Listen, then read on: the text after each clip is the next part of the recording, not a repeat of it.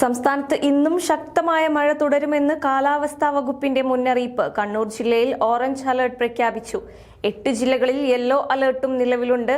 മഴയ്ക്കൊപ്പം മണിക്കൂറിൽ 40 മുതൽ 50 കിലോമീറ്റർ വരെ വേഗതയിൽ ശക്തമായ കാറ്റിനും ഇടിമിന്നലിനും സാധ്യതയുണ്ടെന്നാണ് മുന്നറിയിപ്പ്.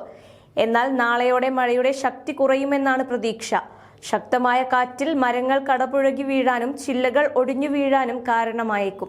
അതിനാൽ മഴയും കാറ്റും ഉണ്ടാകുമ്പോൾ മരങ്ങളുടെ ചുവട്ടിൽ നിൽക്കുകയോ വാഹനങ്ങൾ പാർക്ക് ചെയ്യുകയോ ചെയ്യരുതെന്ന് അധികൃതർ നിർദ്ദേശിച്ചു. അപകടാവസ്ഥയിലുള്ള മരങ്ങൾ, ഉറപ്പില്ലാത്ത പരസ്യ ബോർഡുകൾ, ഇലക്ട്രിക് പോസ്റ്റുകൾ എന്നിവ ശ്രദ്ധയിൽപ്പെട്ടാൽ ബന്ധപ്പെട്ട അധികൃതരെ അറിയിക്കണം.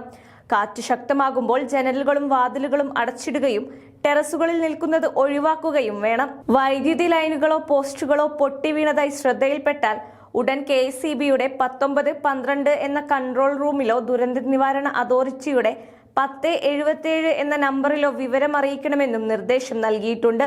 മഴയും കാറ്റും തുടരുന്ന സാഹചര്യത്തിൽ എല്ലാവരും ജാഗ്രത പാലിക്കുകയും അധികൃതരുടെ നിർദ്ദേശങ്ങൾ കർശനമായി പിന്തുടരുകയും ചെയ്യുക.